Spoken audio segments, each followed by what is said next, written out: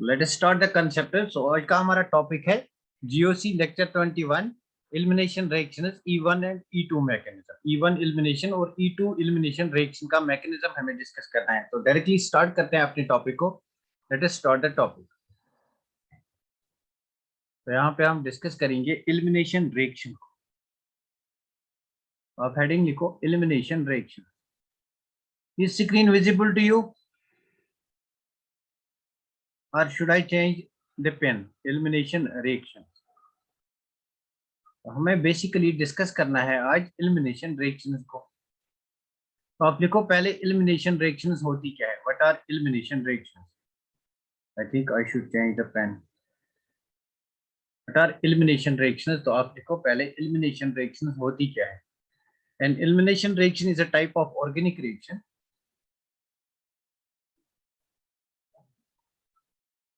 an elimination reaction is a type of organic reaction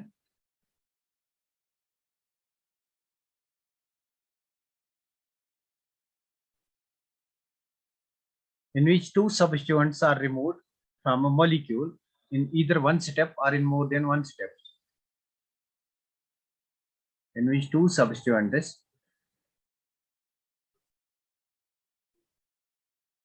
are removed from a molecule in one step or in more than one step, or removed from a molecule in one step or in more than one step.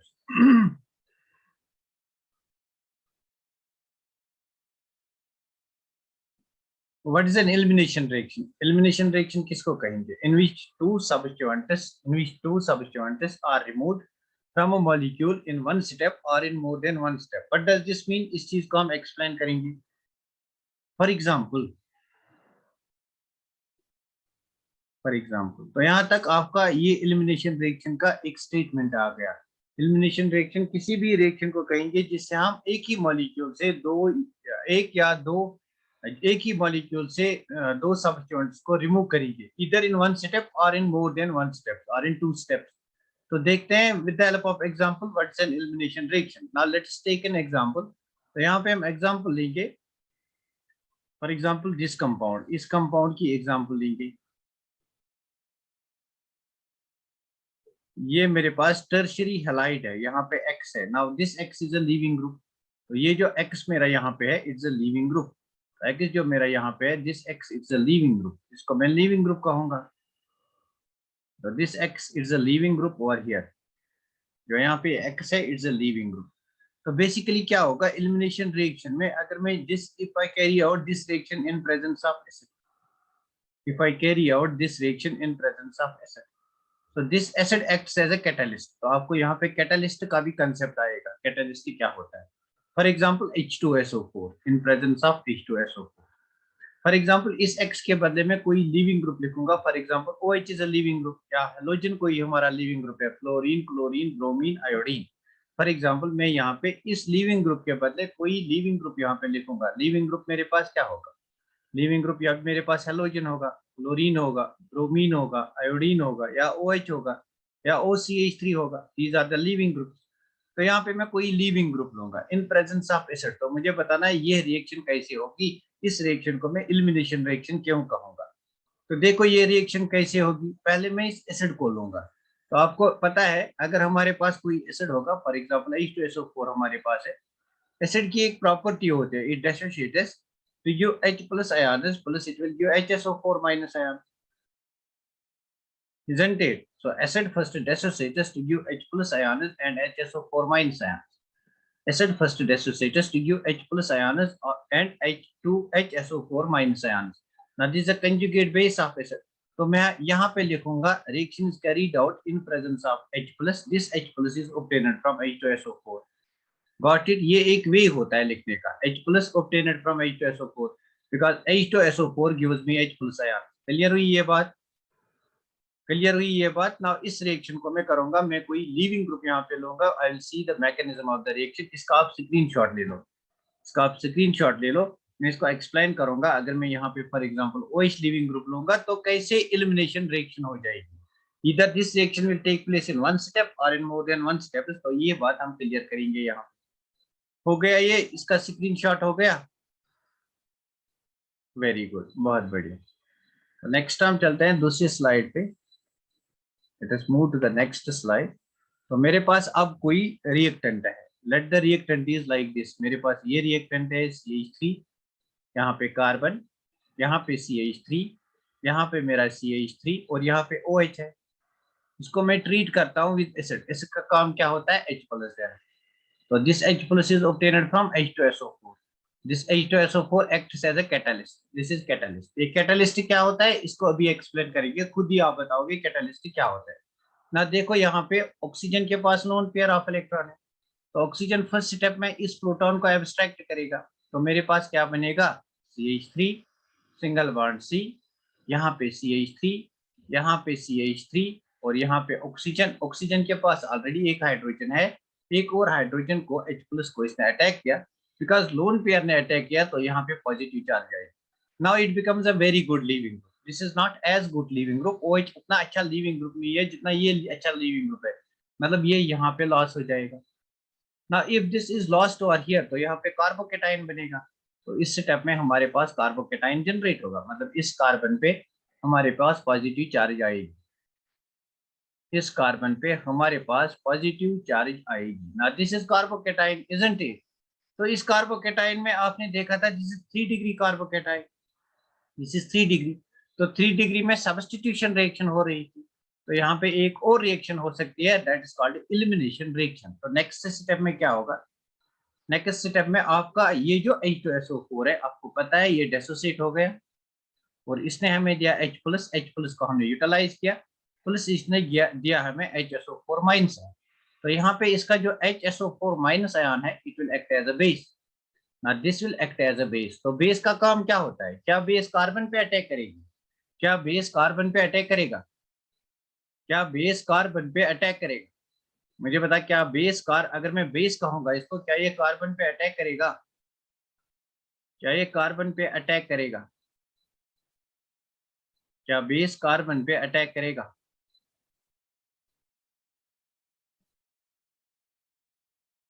No sir, very good. Base will abstract proton. तो इसको मैं लिखूंगा CH2, 1 minute, इसको मैं लिखूंगा फिर CH2। अरे यार क्या, इसको मैं लिखूंगा CH2 एंड H। ये भी CH3 है मेरा। तो अब क्या होगा, ये जो HSO4- है, it will act as a base. अगर बेस एक्ट करेगा इस प्रोटॉन को खा जाएगा, मतलब अगर इसने इस प्रोटॉन के H+ को खाया तो मेरे पास वापस मिला H2SO4। मतलब जो मैंने यहाँ पे एसिड डाला वो वापस आया। कैटलिस्ट उसी चीज को कहते हैं जो हम रिएक्शन में डालते हैं, हमारी रिएक्शन को स्पीड अप करती है, हमारी रिएक्शन को फास्ट करती है, but itself is not utilized, it is reverted back. तो कैटलिस्ट वापस आता है, इसी चीज को हम कैटलिस्ट कहते हैं। It only increases the rate of reaction. Catalyst यहाँ पे रेट ऑफ रिएक्शन को इंक्रीज करता है। कैटलिस्ट यहाँ पे रेट ऑफ रिएक्शन को इंक्रीज करता है। बाकी जो कैटलिस्ट हमने डाला H2SO4 वो वापस मिल गया, इसको मैंने कहा -H2SO4, या you can write it +H2SO4 over here. तो HSO4- ने H+ को यहाँ से दिया, ये जो इलेक्ट्रॉन पेयर है यह यहाँ आएगा। अगर ये यहाँ आएगा तो हमारे पास जो प्रोडक्ट बनेगा that is CH2 double bond C, यहाँ पे CH3, यहाँ पे CH3, मतलब हमारे पास जो प्रोडक्ट बना दैट अल्कीन। तो एलिमिनेशन रिएक्शन में हमारे पास अल्कीन बन जाता है। ओवरऑल इस रिएक्शन में देखो क्या हुआ, एक आपका ये जो OH है ये लॉस हुआ, एक आपका यहाँ से H+ लॉस हुआ, मतलब ओवरऑल इस मॉलिक्यूल में वाटर मॉलिक्यूल लॉस हुआ। इस कंपाउंड में ओवरऑल इस कंपाउंड में वाटर मॉलिक्यूल लॉस हुआ। No sir, not possible, very good. तो ओवरऑल इस मॉलिक्यूल में क्या हुआ, वाटर लॉस हुआ। ओवरऑल इस मॉलिक्यूल में वाटर लॉस हुआ। तो वही बात मैंने कही, an elimination reaction is one in which a molecule is eliminated, in which a molecule is removed from the reactant, either in one step or in more than one step. तो यहाँ पे basically मैंने more than one steps किए। This is the first step, तो this is the first step। यहाँ पे मैंने catalyst लगाया, तो यहाँ पे कैटलिस्ट के बगैर भी हो सकता है। This is the first step and this is the second step। तो जनरेशन ऑफ कार्बोकेटाइन, आपको पता है generation of carbocation is the slow step, तो rate will depend upon this step, rate depends upon this step. So rate depends only upon the concentration of this substrate. Therefore, it is E1 elimination. E1 means rate depends only upon one molecule. Clear हुई ये बात?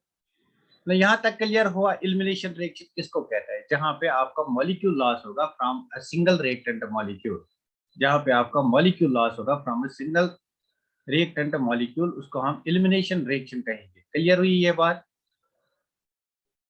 Clear हुई? Very good. अब आपके दिमाग में एक question होगा, क्या यहाँ पे सब्स्टिट्यूशन भी हो सकता है, एलिमिनेशन भी हो सकता है? हम कब कहेंगे यहाँ पे सब्स्टिट्यूशन होगा और कब कहेंगे यहाँ पे एलिमिनेशन होगा, है ना?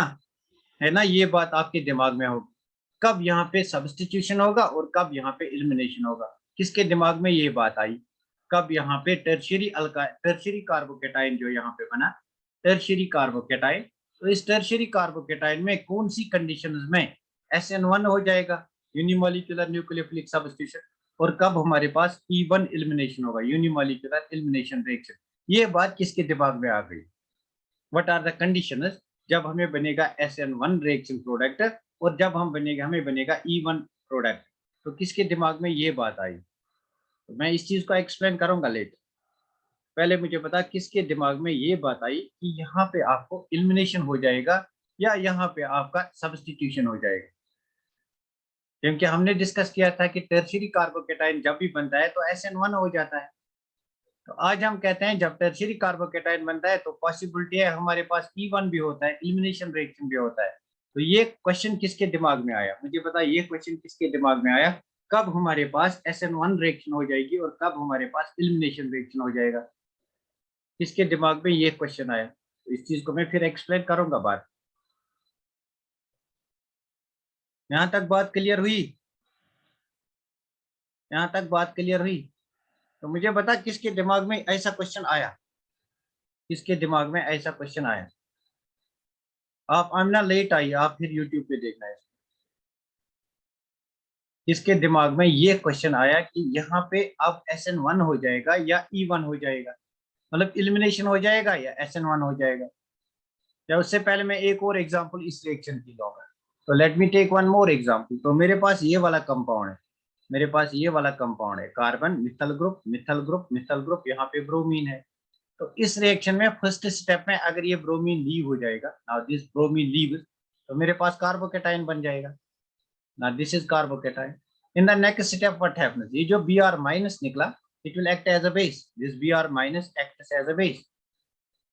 तो if it acts as a base, ये प्रोटॉन एब्स्ट्रैक्ट करेगा या यहाँ से या यहाँ से या यहाँ से, बिकॉज ये भी मिथल है, ये भी मिथल है, ये भी मिथल है, मतलब all of them are equivalent. तो यहाँ पे मैं लिखूंगा CH2H, मतलब ये यहाँ से इस प्रोटॉन को एब्स्ट्रैक्ट करेगा, ये बॉन्ड यहाँ आ जाएगा, मतलब आपका प्रोडक्ट जो बनेगा that is this product.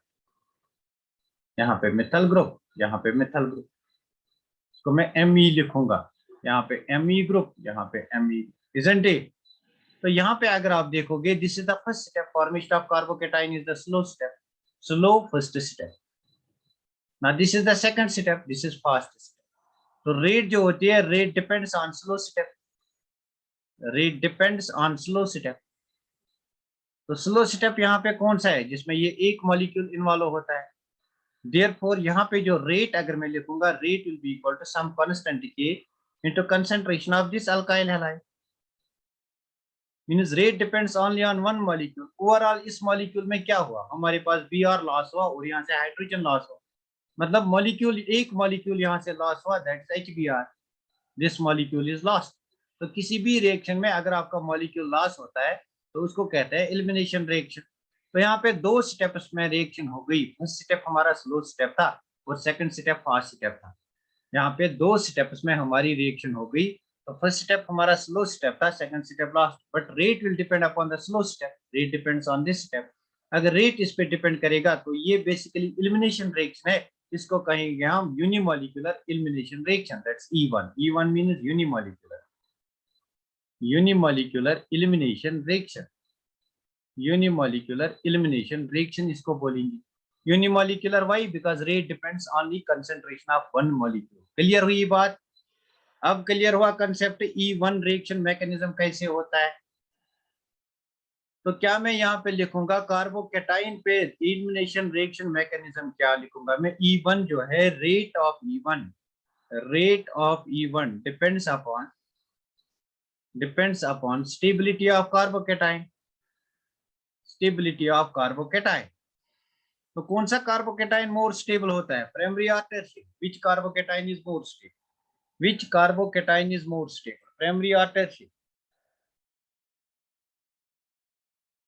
Very good. Tertiary carbocation is more stable. Therefore, order of rate of reaction will be tertiary, then secondary, then primary.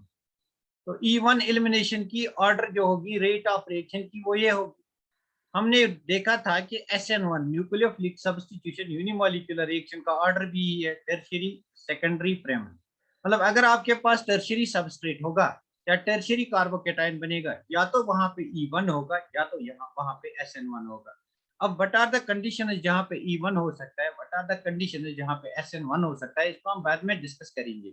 यहाँ तक आपको बात क्लियर हुई? मुझे बता, यहाँ तक बात क्लियर हुई? मुझे बता, यहाँ तक बात क्लियर हुई? क्या यहाँ तक बात क्लियर हुई? बहुत बढ़िया, बहुत बढ़िया, वेरी गुड, वेरी नाइस। तो सब बच्चे बोलो यहाँ तक बात क्लियर हुई। वेरी गुड, बहुत बढ़िया। आई एम ना, आप लेट आई, आप लेट ज्वाइन करते हो। तो यहाँ तक बात क्लियर हुई। मतलब जब हमारे पास टर्शियरी सबस्ट्रेट होगा या सेकेंडरी सबस्ट्रेट होगा तब E1 भी हो सकता है, SN1 भी हो सकता है।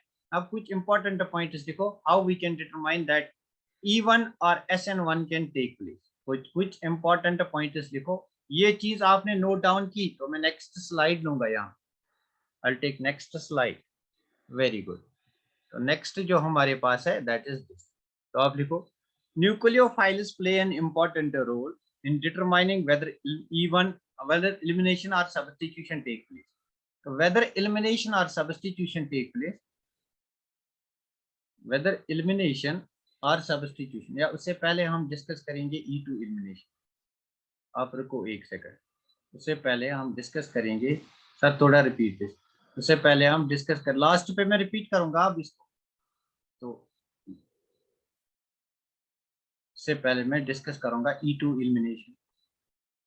पहले आप E2 एलिमिनेशन लिखो, फिर देखेंगे एलिमिनेशन कहाँ पे होती है और सब्स्टिट्यूशन कहाँ। E2 एलिमिनेशन रिएक्शन को डिस्कस करेंगे उससे पहले आप हेडिंग डालो E2 elimination reaction. Now what will be E2 elimination reaction? Biomolecular elimination reaction. तो E2 एलिमिनेशन रिएक्शन में रेट डिटरमाइनिंग स्टेप में दो मॉलिक्यूल्स इन्वॉल्व होंगे। मतलब मेरे पास ये वाला कंपाउंड है CH3, तो मैं लिखूंगा CH2 और H, तो मैं लिखूंगा CH2 और H। This is CH3 single bond, CH2 single bond Br। तो यहाँ पे क्या होगा, यहाँ पे पहले स्टेप में आपकी बेस आएगी B minus, it's a base.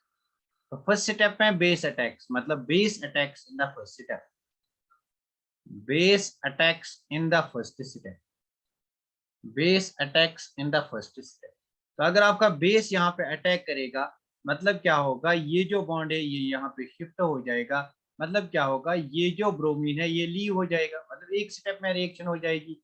हमारे पास अल्कीन बन जाएगा CH2 डबल बॉन्ड CH2, और हमारे पास लॉस होगा ये base and this hydrogen, that is मतलब बेस और हाइड्रोजन। फॉर एग्जांपल बेस मेरे पास कोई यहाँ पे फॉर एग्जांपल OH माइनस था, that it is OH minus, that it is OH minus.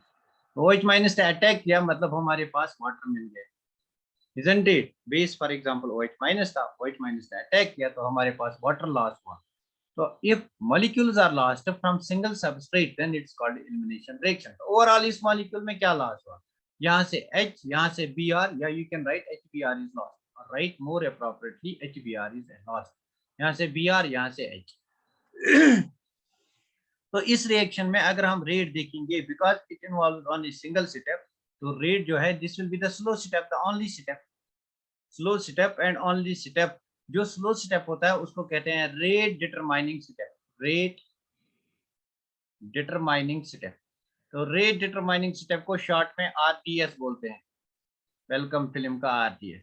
तो RDS वेलकम मूवी का RDS इसको बोलते हैं। RDS is rate determining step.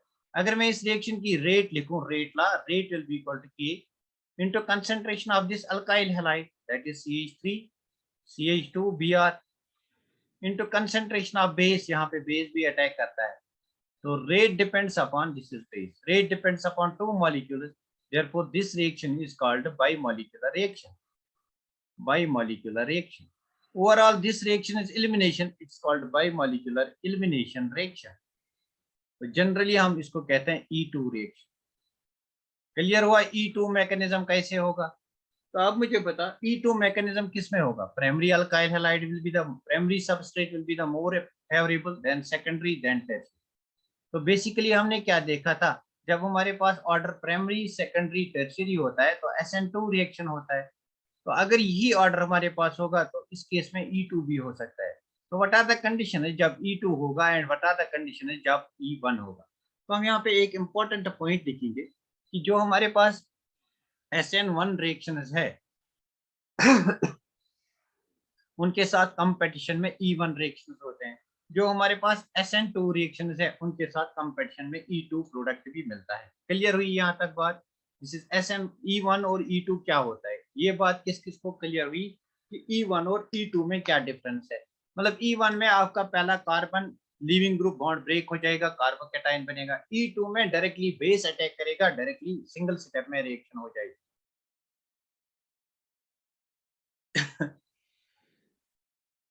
Sir E2 equal, एक और एग्जांपल मैं E2 की लूंगा, इसको आप पहले नोट डाउन करो, नोट दिस डाउन, इसका आप स्क्रीनशॉट ले लो। मैं इसकी एक और example, I take one more example.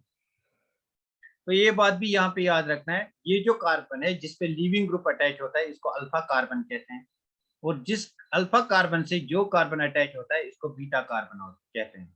तो बीटा कार्बन से ही हमें हाइड्रोजन निकालना है, इसलिए इसको कहते हैं बीटा एलिमिनेशन रिएक्शन। इसको कहते हैं beta elimination reaction, beta elimination reaction. तो इसको बीटा एलिमिनेशन रिएक्शन भी कहते हैं, इसको E2 एलिमिनेशन भी कहते हैं। तो यहाँ पे इस कार्बन की अगर नंबरिंग करेंगे, this is carbon 1, this is carbon 2, इसको 1-2 एलिमिनेशन भी कहते हैं, 1-2 एलिमिनेशन। तो लास्ट ईयर नीट में आया था, तो यही रिएक्शन दी गई थी, आपको बताना था which of the following is correct. Number first option was beta elimination reaction, number second was 1-2 elimination, number third was it is E2 elimination reaction. तो यहाँ पे प्रोडक्ट का भी एक ऑप्शन आया था, तो उस प्रोडक्ट को हम अभी डिस्कस नहीं करेंगे।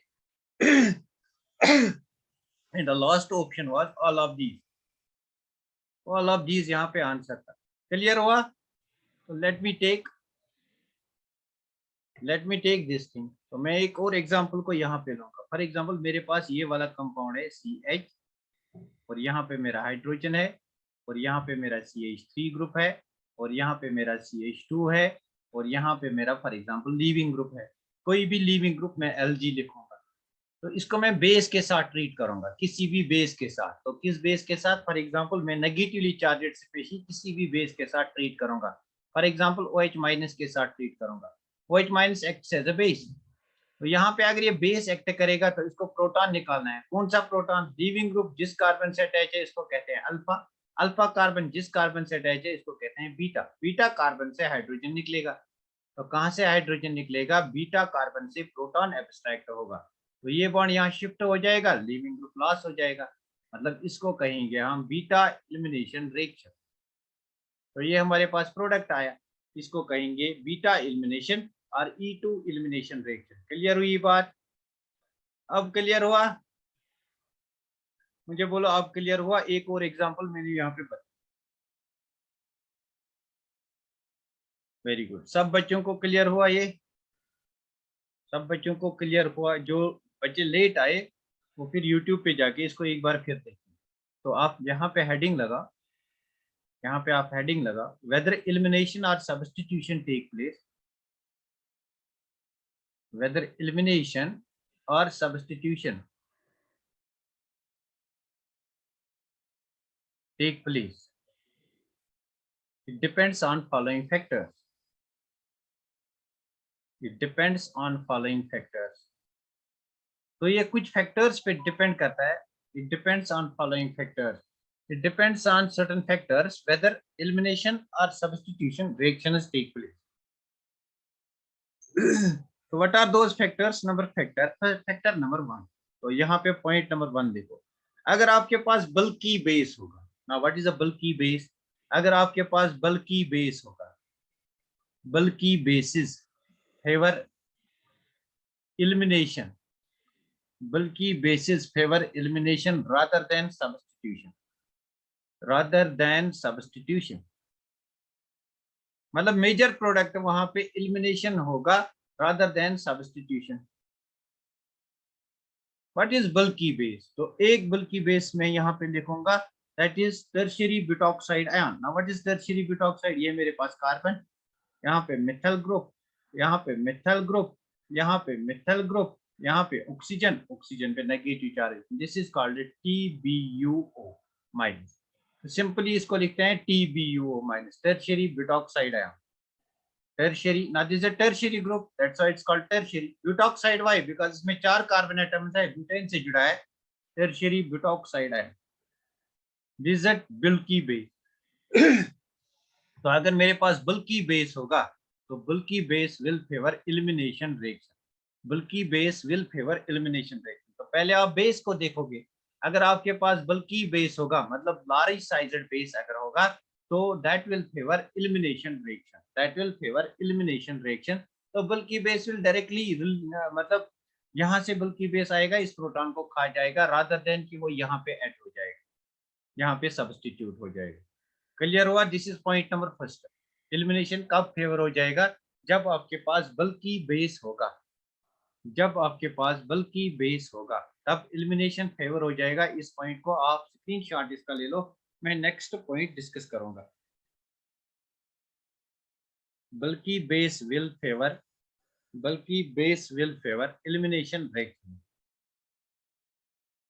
क्लियर हुआ? अगर बल्कि बेस होगा तो that will favour elimination reaction, अगर स्मॉल बेस होगा तो that will act as a nucleophile, that will favour substitution reaction. Clear हुई ये बात?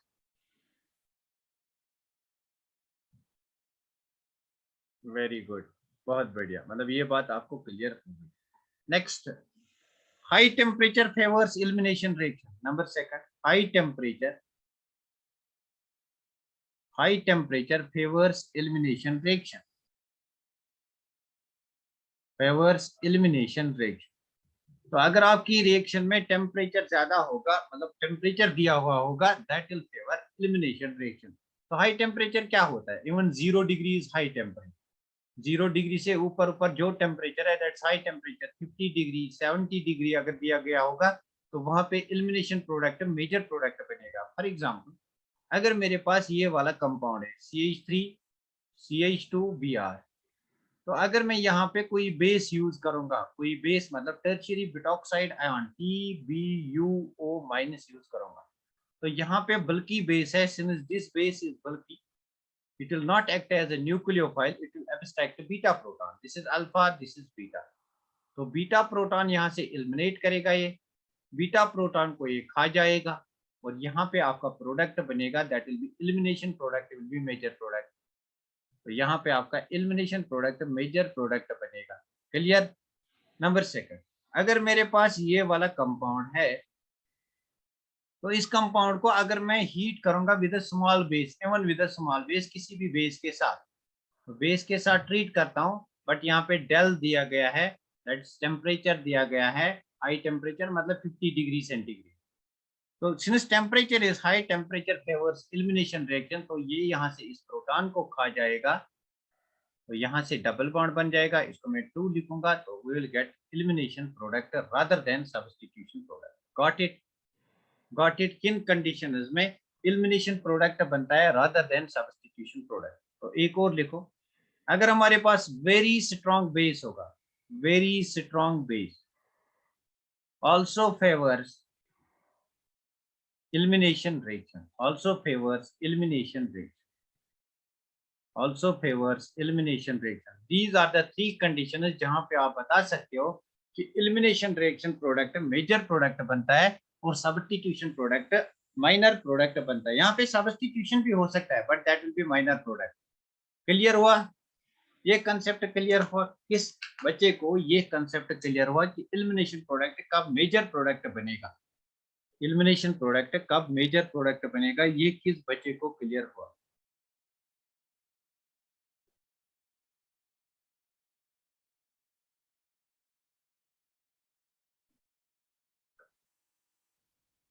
तीन कंडीशंस हैं sir. Bulky base, very good.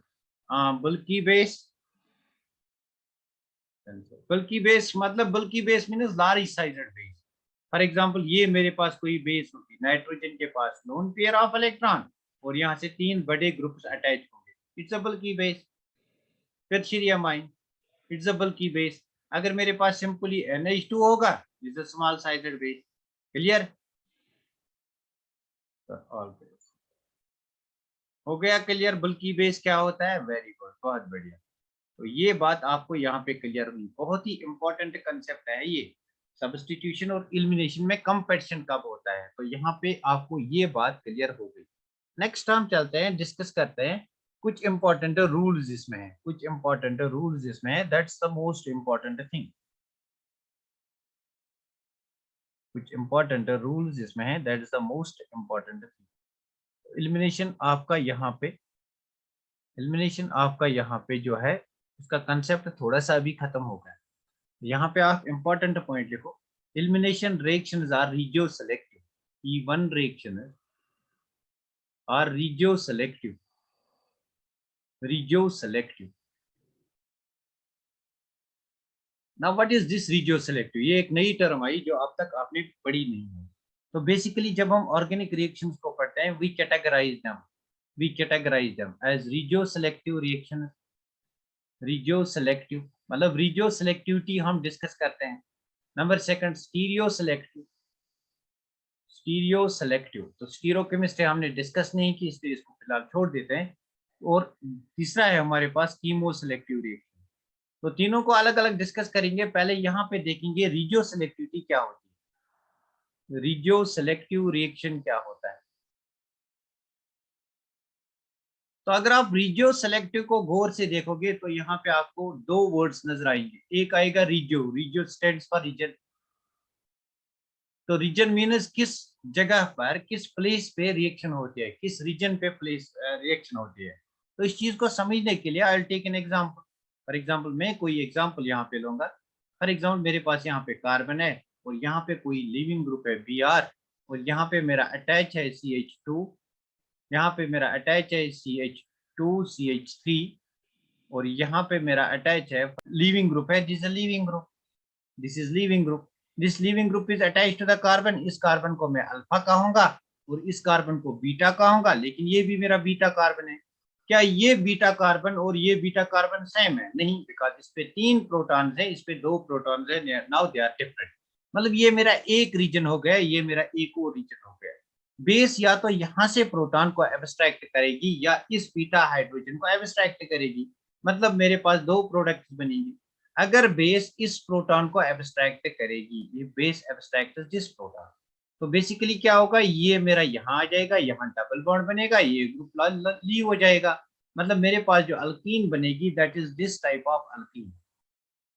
यहाँ पे कार्बन, इस कार्बन पे हाइड्रोजन अटैच है और इस कार्बन ने इस कार्बन के साथ डबल बॉन्ड बनाया, डबल बॉन्ड CH2। तो this is first product, product ए। तो ये प्रोडक्ट कब बना? जब हमने इस बीटा प्रोटॉन को एब्स्ट्रैक्ट किया, मतलब इस रीजन पे जब बेस ने अटैक किया। क्लियर हुआ ना? अब दूसरी पॉसिबिलिटी है, बेस यहाँ से भी प्रोटॉन को एब्स्ट्रैक्ट कर सकेगी।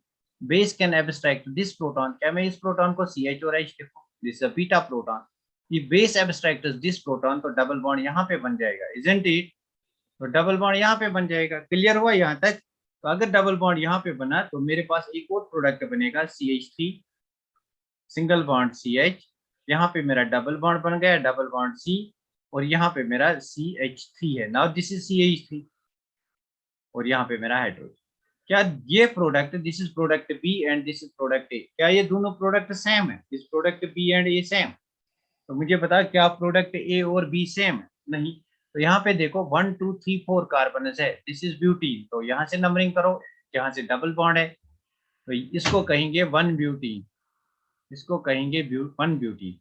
तो यहाँ से जहां भी नंबरिंग करोगे, बिकॉज 1 2 2 पे डबल बॉन्ड, 1 2 2 पे डबल बॉन्ड यहाँ से करूंगा, तो इसको कहेंगे 2 butene. These are two different products, these are, clear नहीं हुआ?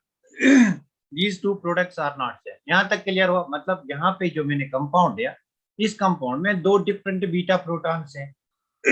बीटा हाइड्रोजन यहाँ पे दो डिफरेंट है. Base can eliminate this hydrogen, base can abstract this proton, और base can abstract this proton. अगर बेस इस प्रोटॉन को खा जाएगा तो यहाँ पे डबल बॉन्ड बनेगा, मतलब 1 ब्यूटीन प्रोडक्ट बनेगा. अगर बेस इस प्रोटॉन को खा जाएगा तो 2 ब्यूटीन प्रोडक्ट बनेगा. These are two different products ना. मतलब इसी को कहते हैं हम regio selectivity. Regio selectivity means when there are two regions जहां से हमें दो प्रोडक्ट्स मिलते हैं ना. अब यहाँ पे दो प्रोडक्ट्स मिल गए. अब आपको एग्जामिनर बोलेगा tell me whether A is a major product और B is a major product. इन दोनों में से मेजर प्रोडक्ट कौन है? तो इन दोनों में से मेजर प्रोडक्ट कौन है वो चीज मुझे आपको एक्सप्लेन करनी है. अगर आपको यहाँ तक बात क्लियर हो गई तो दो प्रोडक्ट्स कैसे बनते हैं.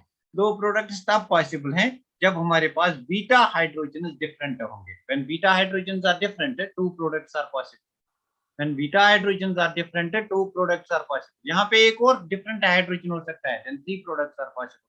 Usually two.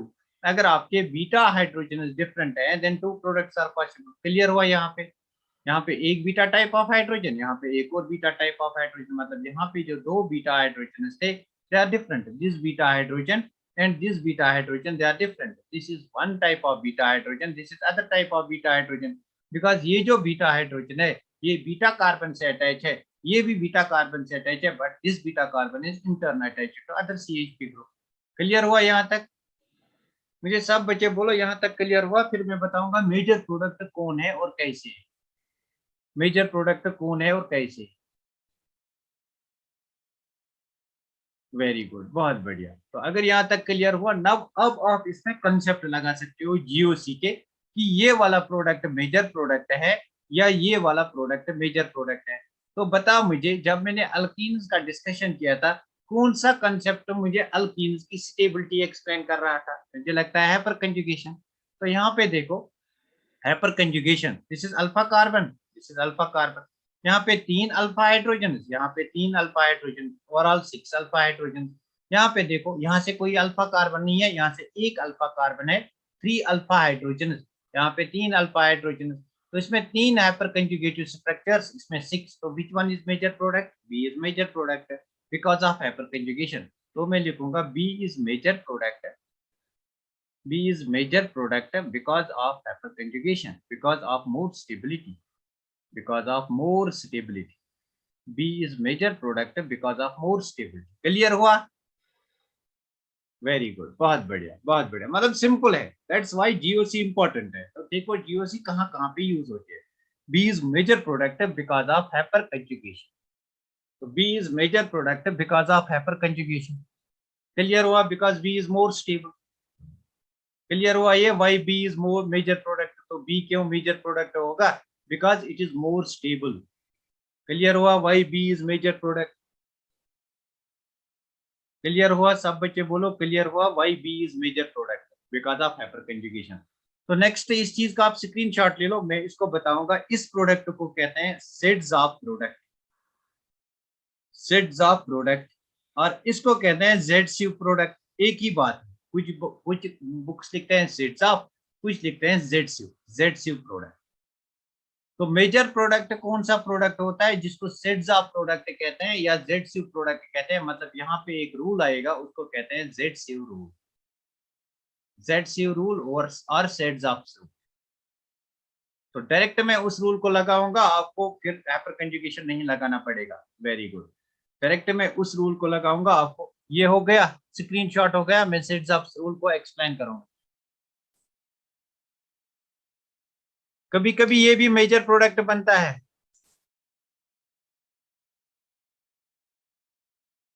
इस चीज का आप जल्दी से स्क्रीनशॉट ले लो. मैं यहाँ पे सेट्स ऑफ रूल को एक्सप्लेन करूंगा.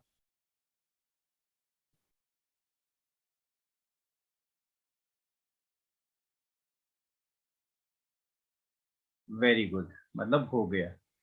अगर हो गया तो हम स्टार्ट करेंगे सेट्स ऑफ रूल. तो हेडिंग लगाओ सेट्स ऑफ रूल. तो हेडिंग लगाओ आप यहाँ पे sets of rule, sets of rule. इसी को कहते हैं ZCU रूल भी. जो आपके मन में आएगा वो याद रखो. ZCU rule. So what does this rule state? This rule states that in case of more than one eliminated product, in case more than one elimination products are formed,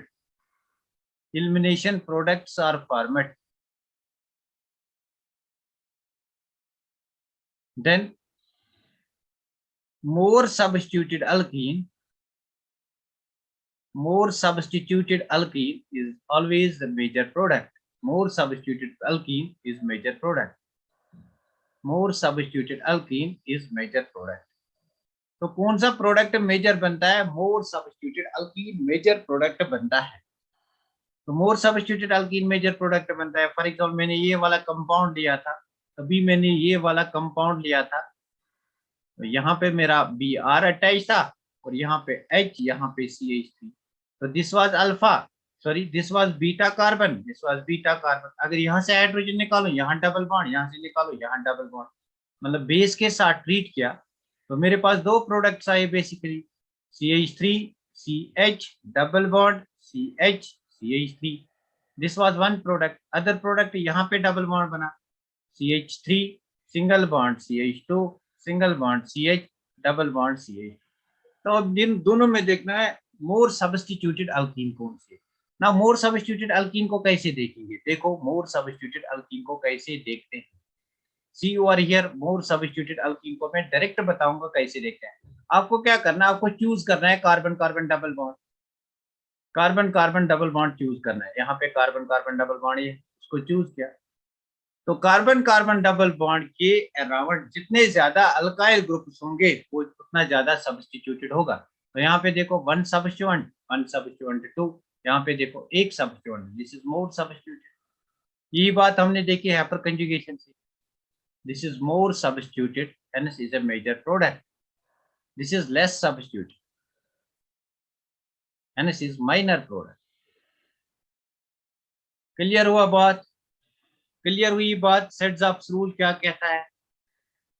sets rule क्या कहता है? More substituted product will always be the major product.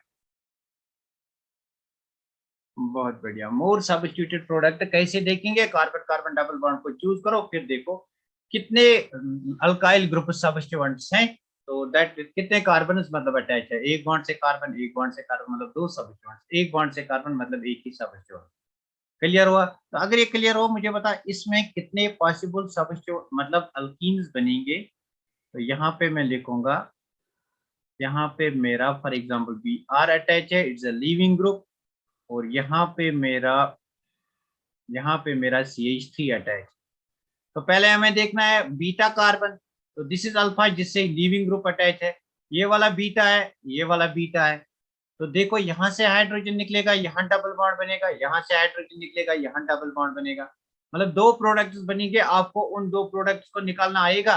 यहाँ पे double bond बनेगा, यहाँ पे carbon है, इस कार्बन पे लीविंग ग्रुप लॉस हुआ, मतलब यहाँ पे हाइड्रोजन भी होगा, यहाँ पे एक हाइड्रोजन भी होगा, 1 2 3 बैलेंस। तो हाइड्रोजन को मैं यहाँ पे लिखूंगा डबल बॉन्ड, सॉरी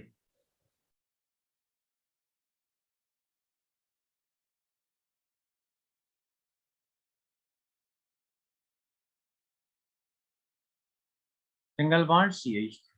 तो दिस इज प्रोडक्ट ए। तो प्रोडक्ट बी मेरे पास बनेगा, बहुत बढ़िया। प्रोडक्ट बी क्या बनेगा मेरे पास? जब यहाँ से प्रोटॉन निकलेगा, अगर मैं यहाँ से प्रोटॉन निकालूं तो मेरे पास क्या बनेगा? दिस इज कार्बन, इस कार्बन पे एक हाइड्रोजन है, इसके साथ डबल बॉन्ड बनाएगा, डबल बॉन्ड CH। तो मुझे पता what is which is major product, A और B according to Saytzeff's which is more major product according to sets.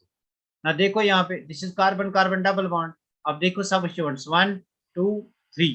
अब यहाँ पे carbon carbon double bond, substituents देखो 1, तो दिस इज मेजर प्रोडक्ट। बस कोई यहाँ पर कंजुगेशन मत लगाओ। क्लियर? क्लियर हुआ सेट्स रूल? तो जो फोर्थ ऑप्शन उसमें था दैट वाज सेट्स रूल, तो that's also clear. Very good, बहुत बढ़िया। तो सब बच्चों ने बहुत अच्छा आंसर दिया, सब बच्चों ने बहुत अच्छा आंसर दिया।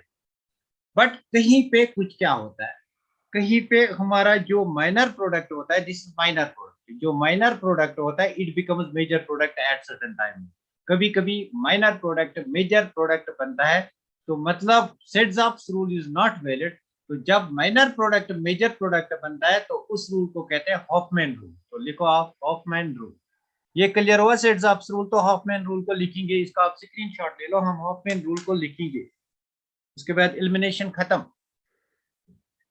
हम हॉफमैन रूल को लिखेंगे।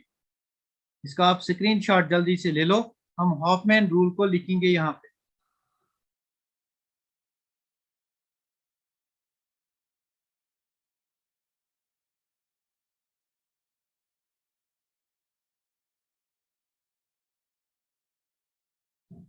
हो गया?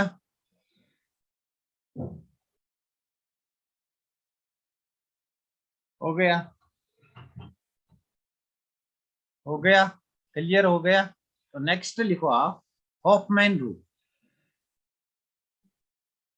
हॉफमैन रूल जेईई मेंस में इससे क्वेश्चंस आते हैं ज्यादातर, नीट में सेट्स आपसे क्वेश्चंस आते हैं।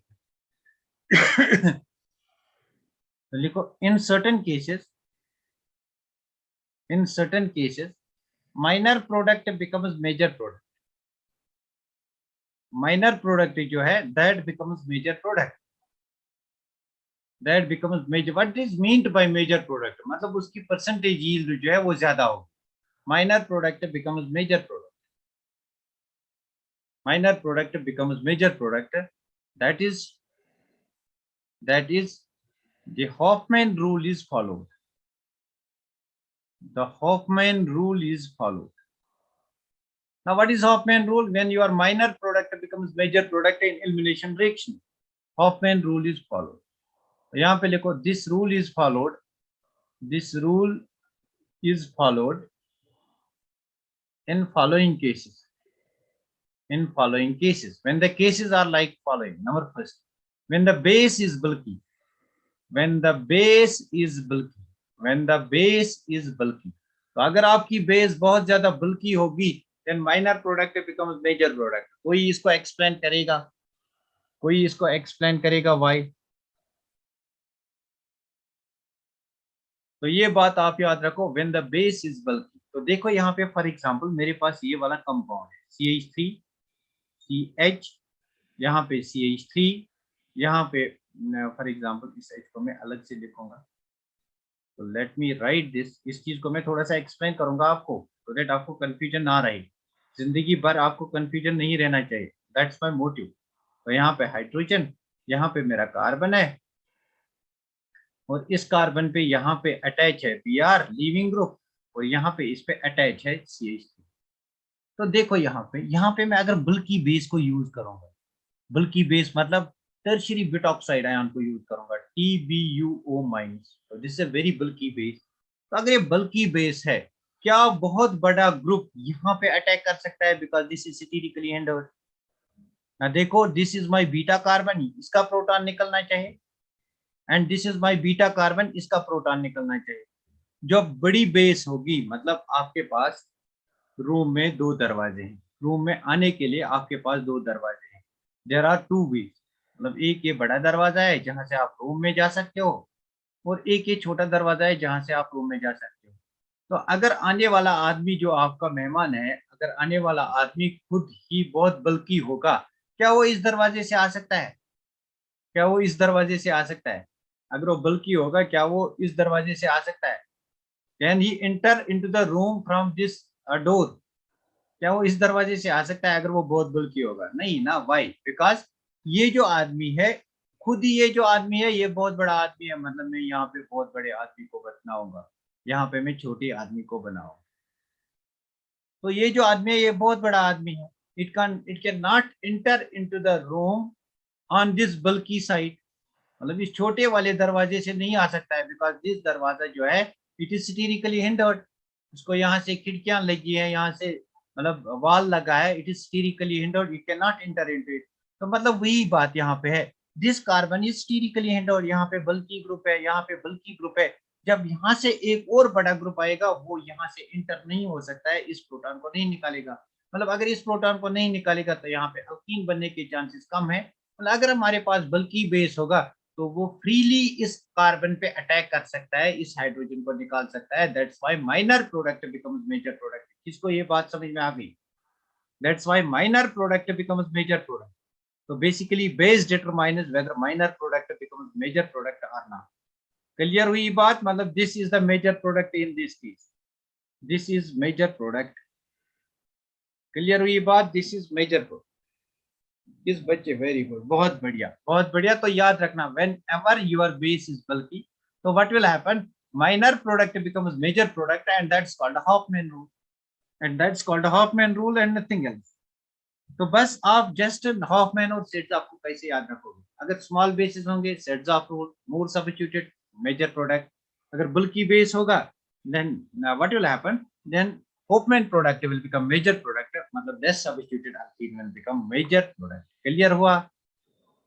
इसको ये कंसेप्ट, अच्छा फिर से बताओ, कोई बात नहीं, एक बार फिर एग्जांपल दूंगा इसका, एक बार फिर आप इसको नोट डाउन करो, मैं एक और एग्जांपल दूंगा।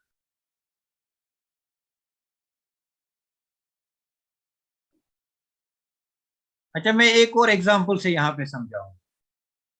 देखो फॉर एग्जांपल आप में से कोई बच्चा है, इसको सुबह जाना है ट्यूशन के लिए, इसको 100 रुपी चाहिए, इसको 100 रुपी चाहिए, लेकिन इसका जो पेरेंट है, इसका जो बाप है, इसका बाप जो है, मतलब वो क्या है मैं कहूँगा, मतलब कंजूस है, वो कंजूस है।